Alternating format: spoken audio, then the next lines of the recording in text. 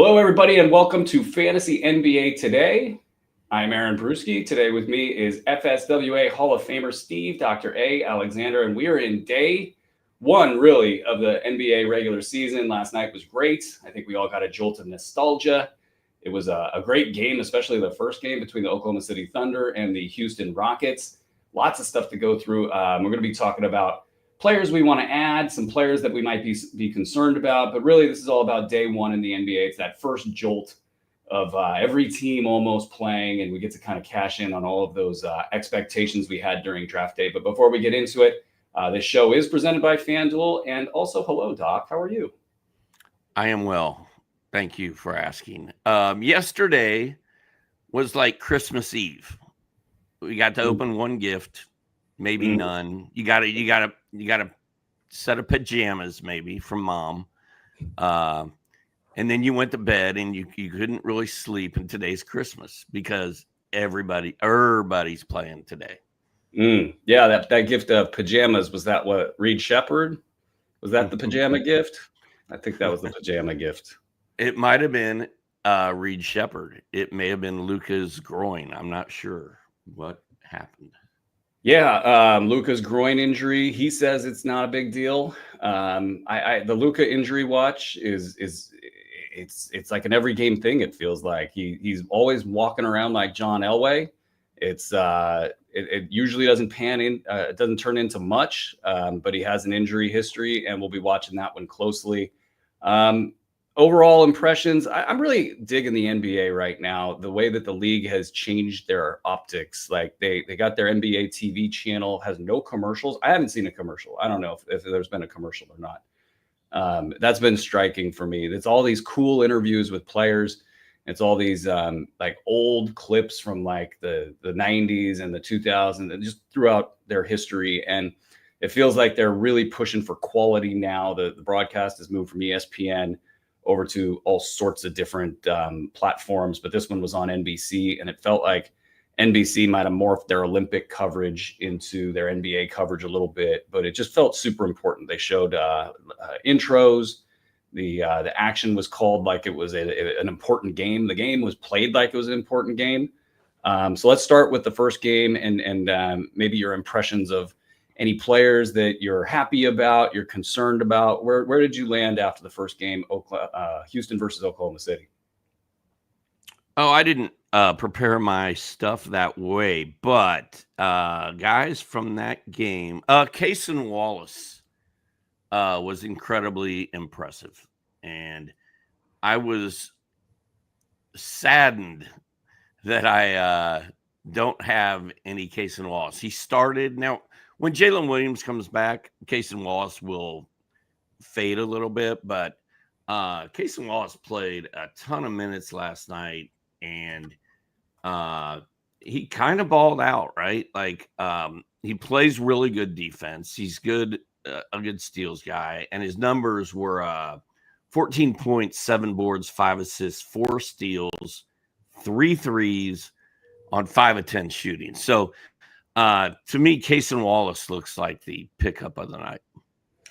Yeah, he's a really good basketball player and somebody who's efficient but productive at the same time. Defensively, one of the better defenders in the league on a team with a ton of great defenders. And, if you were wondering about Reed Shepherd last night, he got the full Oklahoma City treatment, and that was without Jalen Williams on the floor. And that is about as tough as it's going to get for a player who doesn't have a ton of wiggle, doesn't have a ton of strength, doesn't have an incredible first step. He's more of a fundamentals guy. He's more of a take what the defense gives you guy, and that defense doesn't give him anything at all.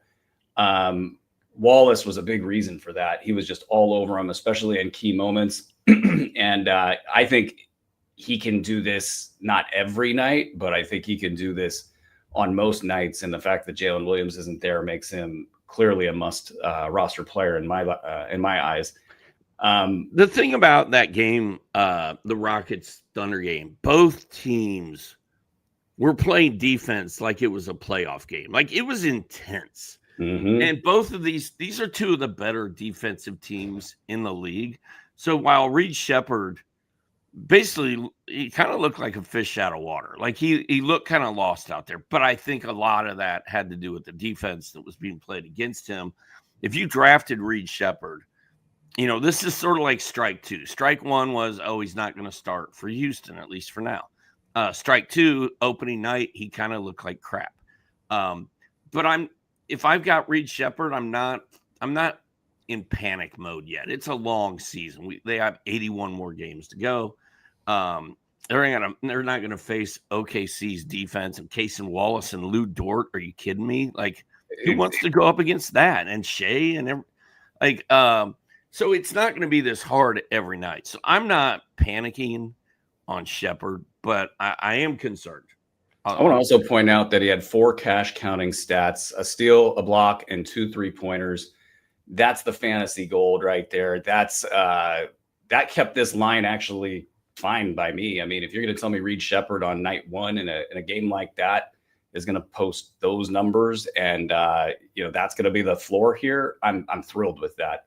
This is a buy low moment. I would be making offers to the GMs who have Reed Shepherd out there. We've got a ton of Reed Shepherd, and teams that aren't organized, teams that have bad defenders, teams that have checked out mentally. He is going to just walk through those teams throughout the year because he plays for a really good basketball team and he's got talent, and eventually he won't get bottled up like that. What about other must-add players? I know it's tough after a 2-game slate. Is there anybody else? Cason Wallace, I think in an intermediate or beginner league, probably wasn't drafted. Absolutely. Drew, do you want to talk about this game right now, or do you want to talk about both games? You could go either way. Okay. All right. One guy to keep an eye on. This is not a must-add, but Lou Dort played 45 minutes and only hit 2 out of 12 shots, and he was 0 of 8 from 3. Had he hit 5 of those shots, and 2 of them were threes, we'd be talking about him today because he would have had like 14 points, 6 boards, 5 assists, and a steal. But he shot it really poorly. He had an off night. So just keep your eye on Lou Dort, who's probably available in your league. Alex Caruso was active, played 30 minutes.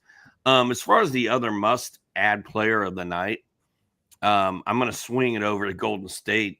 Jonathan Kuminga got a start for them, and he was bombing threes like he was Buddy Hield. It was something else to watch. Like, were you shocked by Kuminga's 3-point prowess last night, Brew? I wouldn't say shocked. I feel like he showed us this in the playoffs last year, late in the playoff run there. I'm more interested to see, can he put it together in the dribble drive game? Can he put it together in the passing game? 6 assists actually is probably the most impressive thing out of that line. I mean, the whole stat line was pretty incredible. 17 points, 9 boards, 6 assists, a steal, 4 threes for Johnny Kuminga. Played 33 minutes, did not get into foul trouble.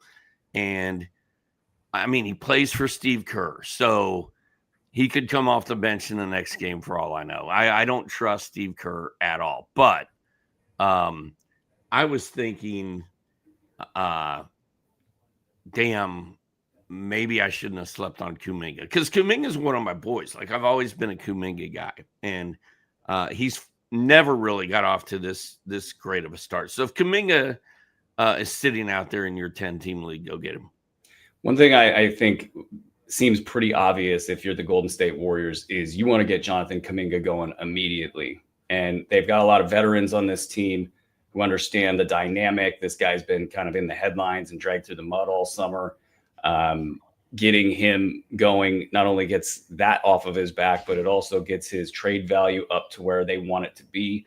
I don't think, and maybe they'll change their mind. If he plays like this every single night and he's getting 6 assists per game, then I think maybe they'll change their mind and say, hey, he can be the piece that makes us special during the playoffs. I would say that this is more of a high point than it is an expectation. I can't imagine he's going to get 6 assists every night. Steph Curry had just 4. The Lakers are a bit of a mess. Luka went off last night. Austin Reeves late. Hey, hit that over for you last night. Congratulations. And but their lineup was really, really questionable last night. Like, Gabe Vincent, 29 minutes, no production there. I didn't think he was that good on defense to justify that many minutes. Marcus Smart out there, 23 minutes, empty stat line. Looked better than he's looked in the past, but I don't know. Like, what are you really getting out of Marcus Smart when you're putting him out there like that?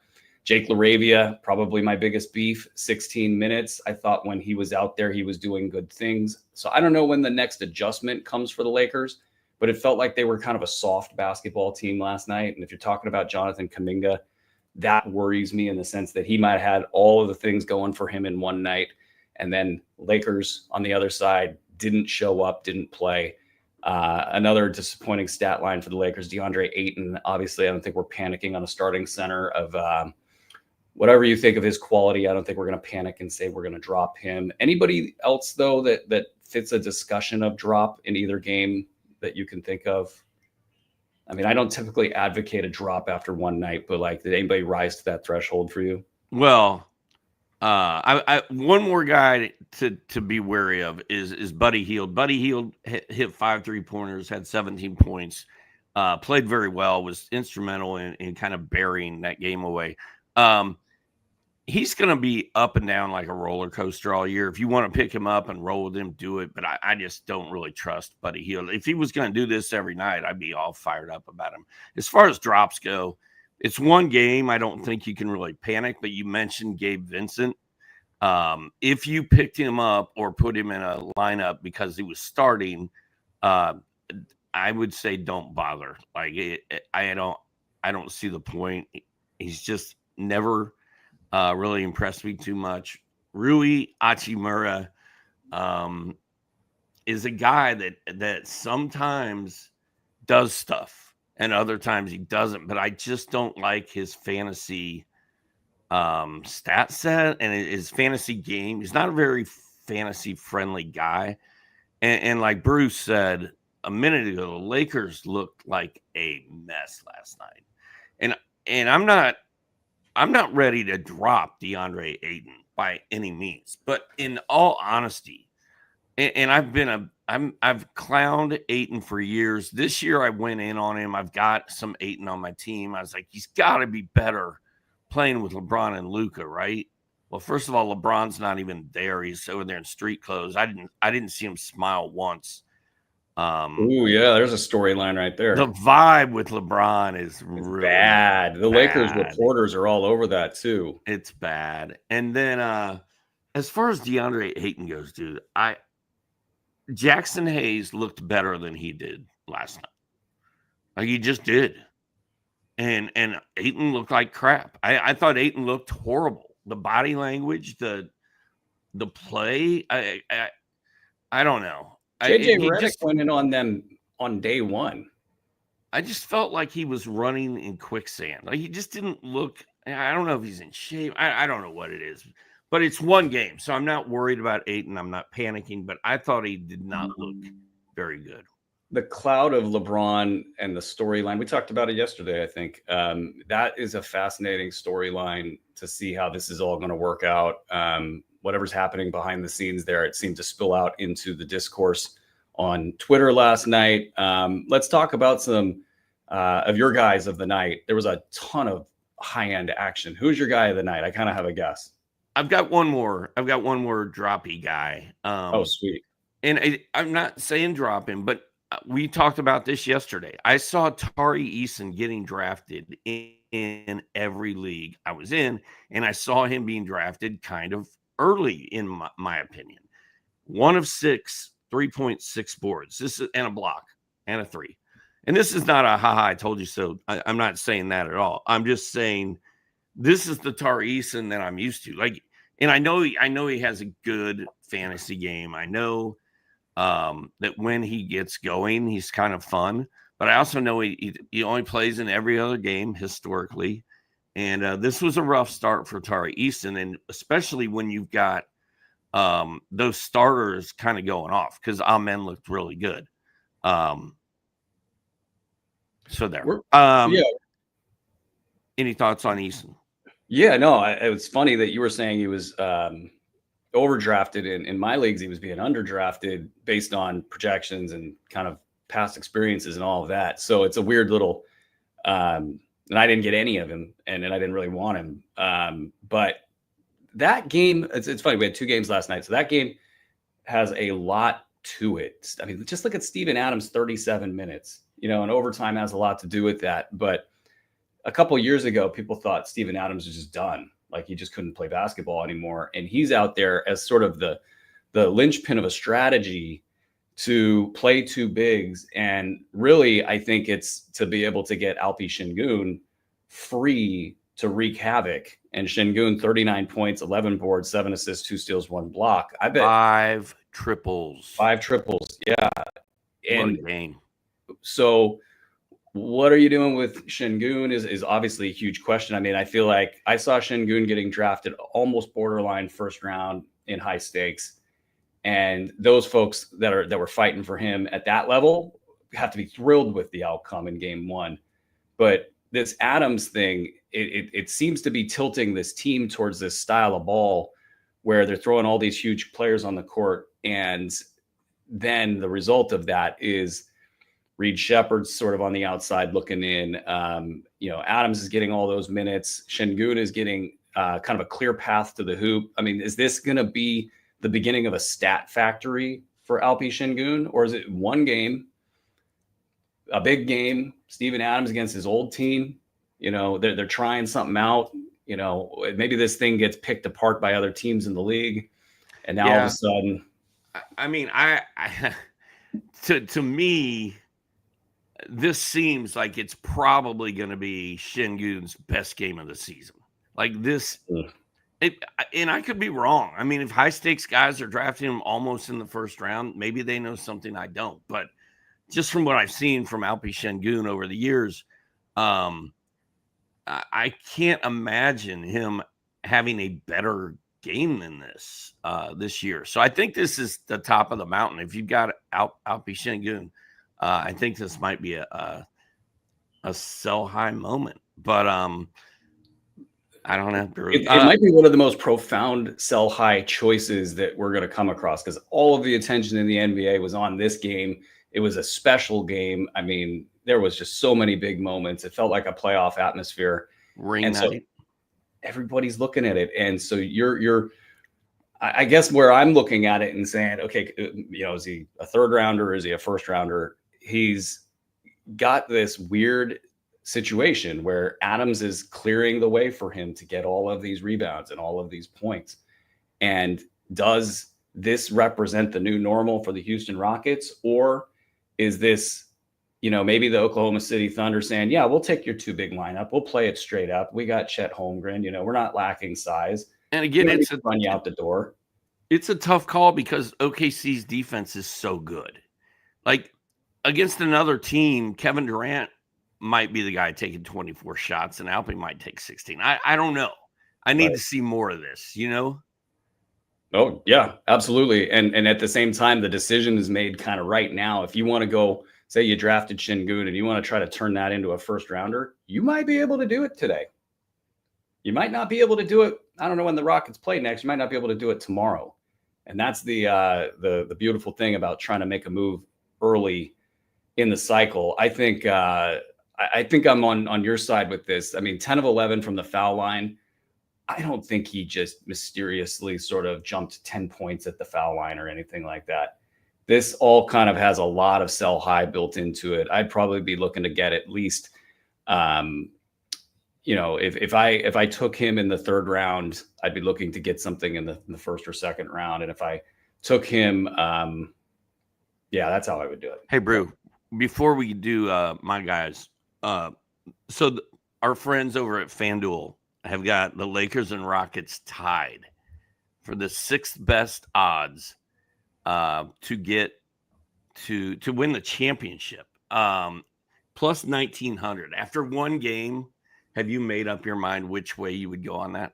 Wait, what was the odds again? I'm so sorry. I was reading that news update. It's plus 1,900 for the Lakers or Rockets. They're both plus 1,900 to win the championship.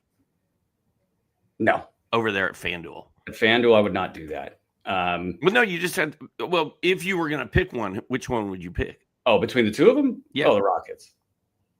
Yeah, and it only took one game to make you Oh yeah, steadfastly solid in that. it's the LeBron stuff. LeBron has never been good with this, and he's going to get challenged on it this season. If he can kind of soldier up and be a good soldier, then that all goes away, and maybe they can be good. But that team's got problems anyway. Like LeBron and Luka together, and Austin Reeves not being the world's greatest defender, like DeAndre Ayton not being the world's greatest defender, like none of that computes in the playoffs for me. So for those reasons, I'm exactly with you on that. Like I would not bet anything on the Lakers right now, except that Luka's going to do it all if he's healthy enough to do it. We have breaking news, Brew. Karl Anthony Towns, tell him. Yeah, doubtful to suit up tonight. Quad strain increased pessimism today for his status tonight. Knicks also without Mitchell Robinson and Josh Hart. This is from Shams Charania of ESPN. So that's interesting in the sense that it really shifts them into some dancing bear. Gershon Yabusele will probably have a good game tonight. No Josh Hart really means they're relying on their starters. We'll see about the Mike Brown ball. See if they're going to drive and kick. It's going to be harder to do that with no Karl Anthony Towns roaming on the perimeter to open things up. So this kind of screams Jalen Brunson ball to me tonight. I am curious if Tom Thibodeau was coach of the Knicks, would this news have come out today? Nope, Cat's good. He's playing. He's good. Rub some tussin on it. So Dr. A's player of the night. I like to call on Yabusele, by the way. Dancing Bear. It could be get him in your FanDuel lineup, stream him, whatever. Dr. A's players of the night, Luka Doncic obviously is one of them. But the main reason I'm going to talk about him is I posted a video on Twitter of him wincing and holding his groin. And the doctor that posted that video said that Luka hasn't looked right for the last several minutes. When I spoke to Kamla this morning, I said, Luka victory lap. And he's like, not so fast, my friend. He looked like he got hurt. And it does look like he got hurt, like he tweaked his groin. Hopefully it's nothing and he's just out there working it out. Because if Luka stays healthy, and he looked fantastic. I thought he looked fit. He looked better, as good as he's ever looked in the NBA. He's just going to be a monster. Yeah, I was punting basketballs into the basket from like 3/4 court last night. I think he hit a full quarter, or no, he hit one from the stands. He's just putting on a show out there. But this whole like he walks around like John Elway. He's completely broken every single night, but yet continues to play through it. And I just don't buy. It's like I buy the injury risk. I don't buy the individual injury. So I don't know how to compute that. I don't know that I would be getting off of Luka. I should probably just ride that out. Yeah. And the one other guy that I just wanted to mention briefly was Amen Thompson. Had a great game, but I think the most interesting part of his stat line is the fact he shot 7 3-pointers. He made 0 of them. His form is not set up to make 3-pointers. I don't think he's ever going to be a good 3-point shooter. But man, if he does become a 3-point shooter, even just 1 or 2 a game, it would be incredible. So I thought I was really pleased with Amen after 1 game, Brew. Yeah, and it should be mentioned that he had a calf injury that kept him out late, and it didn't look like he was going back in. I think that they're smart by not bringing him back in. I mean, you're already down players, and you're looking at your most important 2 or 3 players. It was a cramp, so this is all with calves. Calves are like the injury flavor of the year. Everybody wants to be careful with calves, so that's something to watch out for Amen Thompson. I don't think it's overly worrying, but if he starts hitting the injury report, then you might actually find he's going to get some time off. It's early in the year, and you don't have great, great backups, depth down the roster there. Andre asked the question: is Amen taking more threes hurting his second round status? And what do you think about that? I mean, it's a great question. You get 8 of 17 shots. I don't think they want him taking 7 threes. I think if you get an open look and you feel good, shoot it, but don't do it 7 times. I think this is an outlier, and I had he hit 4 of these 7, I'd be more concerned, because then he's going to have the mindset of I'm a 3-point shooter, and he's not. So the fact he missed all 7, they'll be like, Ime's probably like, look, dude, I let you shoot 7 threes. You didn't make any of them. We're not doing that anymore. But I think Andre's onto something in the sense that this comes down to, like, when teams start playing weird basketball for whatever reason. Like, I mean, the earliest version might have been Don Nelson running, and all the stats that came with it, and the box score just shifts, right? Like, is the double big lineup going to result in a lot of dare threes for somebody like Amen Thompson, where he's almost got to take them? And you look kind of up and down the roster there. Jabari Smith, 7 of 15 shots, 2 of 6 from 3, but not much else in the stat set. Like, does that cap his upside yet again? And just kind of on and on. It's just shifted. Sometimes you can tell what happened in a game just by looking at the box score. And Steven Adams, 37 minutes. And you just look at the way that the rest of the whole thing panned out. And Amen Thompson, if he's getting a lot of dare threes, that might actually hit his field goal percentage. And if that's a big reason that you drafted him, it's going to be tough. It's going to be tough. So who are your guys of the night? I mean, I think Alpi Shingun's got to be one of them. I think Amen Thompson, despite the injury, just kind of seeing him be the lead guy in that strategy there. Shai Gilgeous-Alexander. I mean, the stars were out last night. Chet Holmgren, 28 points. There's plenty of candidates for it. I think Steph Curry, with the way he just looked snappy out there, there's no decline for Steph Curry kind of at all right now. So, I mean, that's good to see. Jimmy Butler, 16 of 16 from the foul line. That's really signaling that it's Jimmy Butler ball in Golden State. And I think it was Dan Devine that I retweeted last night of Yahoo. He the Warriors are like 28-9, I think, since Jimmy has been on the team.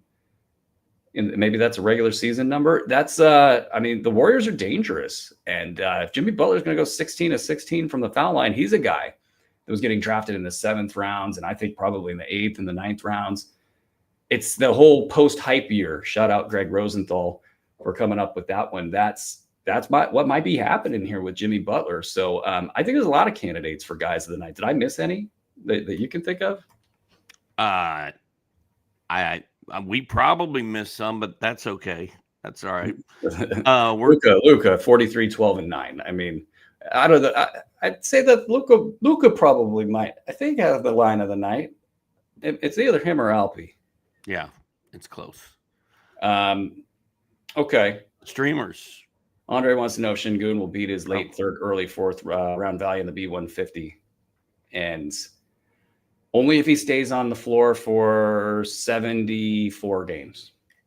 So there's your answer, Andre. 74 games, only if he does that. Okay, where are we at in our streamers tonight? Streamers. Okay. I've got 3 guys written down. Give us a streamer. I've got 3 guys written down. 2 of them are recent additions. Sadiq Bey had an incredible preseason, I thought. An offensive explosion. I've locked him into my FanDuel lineup for today. I was drafting him with my second to last pick in a lot of my drafts. So I'm very anxious to see what Sadiq Bey does tonight. And then there's news that just broke this morning that Isaiah Collier is out for a week. I think that brings Kamla's guy, Walter Clayton Jr. into play for the Jazz. And then with Karl Anthony Towns out, obviously Brew already mentioned it. Yabusele, the dancing bear, is probably going to have a good game for the Knicks. Yeah, there's a bunch. I think you said Clayton. I like Colin Gillespie. Colin Gillespie is somebody that I was drafting with my last pick in all sorts of drafts. I think I got him in almost every draft.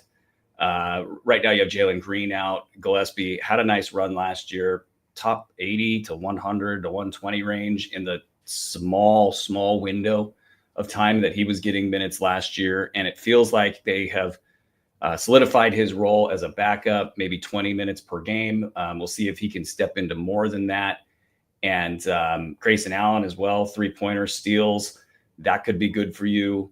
But Gillespie I like because I think if he can get those 25 minutes going forward, that he will be a late round value and maybe have a little bit more than that in the tank. And if this team's, if they have one injury in Phoenix, if Jalen Green goes down, if Devin Booker goes down, the door opens wide open. And then Grayson Allen has had trouble staying on the floor.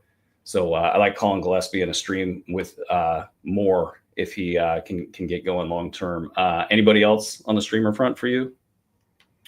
Ace Bailey is ruled in for this evening. Thank goodness. He's in my 30 deep lineup. He's a key cog in that engine. I think Ace Bailey becomes a possible streamer, but no, I'm out of streamers. I'm taking a quick look at my FanDuel lineup for tonight because I got Walter Clayton in there. I got VJ Edgecombe in there, Brew. Nice. Was he drafted in every league? I would assume. Yeah, he was. I think the story with him got better as draft season went on. And man, there's a lot of upside with that guy. He's got it. There's some 10-team leagues out there where Edgecombe could actually be available. But go ahead, I interrupted you. I'm sorry. Yeah, no. Just kind of there's a lot of deep streamer league action going on. Like Kevon Looney's out for a bit. And some of this isn't new info. Like we've known this for a while, but like Yves Misi, Carlo Makovic could be useful in deeper situations right now.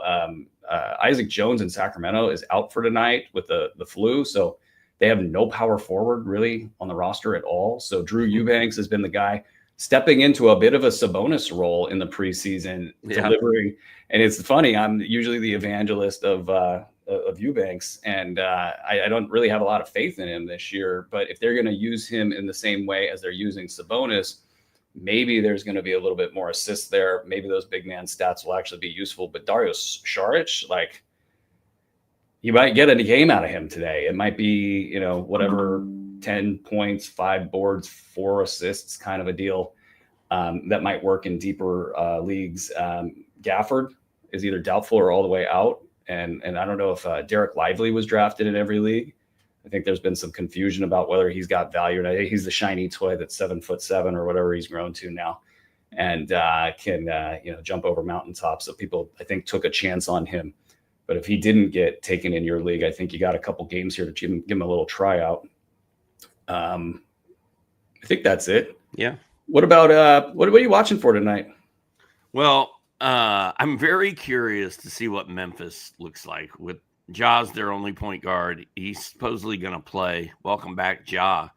And along those same lines, Ja Morant, LaMelo Ball, Joel Embiid, Brandon Ingram, all these guys are back in action tonight. Anthony Davis, like we're going to see all these guys, and enjoy them while you can, because I don't know how long they're going to be around.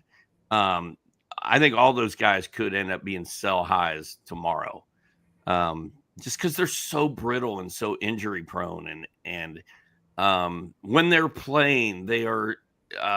They're like a drug. You're like, oh my God, LaMelo Ball. Look at what he did last night. And you get so into it. And then, a month later, he's just gone forever. And then the other storyline for tonight for me is Matas Buzelis. It's like. You'll be holding your breath. It's like I found a Michael Jordan card, like in my junk drawer. And it's in pretty good shape. And I sent it off to Beckett to have them grade it. I'm like waiting for it to come back. And it could be worth, how sometimes those cards, if it's like perfect, they're like worth, 700,000. And if it's crap, they're worth like $7.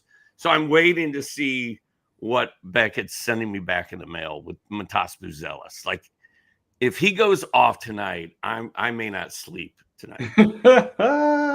I can't wait. Same thing here for Adem Bona in Philadelphia. This was a player that I selected in almost every draft, and starting, I guess, at power forward, it feels like that could be very up in the air. next to Joel Embiid, who got all the headlines for the last 3 or 4 days. Really excited about that. Boston, and there's just a lot of stuff I want to watch. Like Cleveland, I want to just see Donovan Mitchell, see if he's going to take the ball and go for it. This is the guy that was falling in drafts. I feel like he's going to try to have an MVP season. Probably I want to see a little bit of it in Atlanta, kind of how things go there, just to see if they're a super team, not super team, but, top 4 team in the East. Washington, a lot of fantasy relevant players in Washington. So I'll be watching out for that. I think that's San Antonio. I wanted to see Wemby in action. Those are probably the top things I'm looking for there. What else? What about, is it anybody that doesn't sort of fit the mold of what we've been talking about here tonight or today? Pardon me. Is there anybody that's kind of other than like Bucelis that's on your mind heading into the next couple of days? Oh, I mean, there's a million guys. I can't even. I'd have to.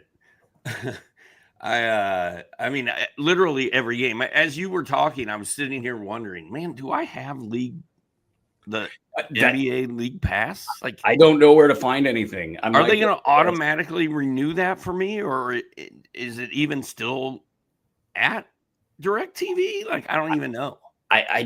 DirecTV confuses the crap out of me anyway. I'm like, why am I still paying for this? I don't know. Yeah, but I think I still have the League Pass. So, dude, I'm literally going to sit in this office tonight with 2 TVs and I'm just going to flip. I'm just going to soak it all in. Because obviously, I mean, we have like 10 fantasy teams each. I have 10. You probably have 20. And so we have interest in almost every game that's going on. So, but the big one for me is Bucelis. I'm trying to put together a B150 summary of what happened during drafts and kind of where the B150 landed. And I'm going to try to get that out tonight. There's just so many things going on here at Sports Ethos. I'm going to be watching Desmond Bain. I want to watch and see kind of how that works out in Orlando. Probably a lot of teams that have new pieces are going to struggle early. So that's something that and the buy low, sell high, like, in week 1, the overreactions are just so succulent to take advantage of. And you got to get out there and get on the razor's edge and try to make some things happen. I want to see just very, very niche players like Jordan Poole. I want to see if Jordan Poole is going to do stuff. Tamani Kamara, Kevin Porter Jr., Quentin Grimes, Keyshawn George, Nemish Keita, just kind of on and on of these players who are just sort of, going to possibly pop and just see kind of where they land. So it is going to be exciting stuff. Any wisdom you'd like to impart upon the listeners before we sign off? Well, Tim Woodson and William Harris are going to be breaking down box scores live right after the games tonight at sportsethos.com. So I'm looking forward to checking that out. That's sort of like the old daily dose that you and I used to write, except it comes out right after the games. That's pretty cool. And as far as another guy that I'm really curious to watch tonight in step with Bucelis, the other guy I got the most shares of is Josh Giddey. So obviously I want to see what's happening there. Other than that, man, let's get it on. I'm ready. I know. It's funny. The night one, I always kind of a little irritated. It's the whole night before Christmas thing. It's like, oh, it's great. Oh, it's only 2 games. This is the night. This is the night where everybody in the NBA is activated. Twitter is hopping, maybe the most on this night than any other night in the year, as Twitter traffic and all the things start to kind of decline on a day-by-day basis, as opposed to the first night of the season. So I'm excited, and Tim and William are great. So definitely tune in later tonight and see exactly what I'm talking about with that. So that's going to do it for us here today on the show. Thank you to FanDuel for being a great sponsor. Thank you, Andre, for putting together a hell of a show. And thank you, Doc, as well. I will see you tomorrow. Brought to you by FanDuel.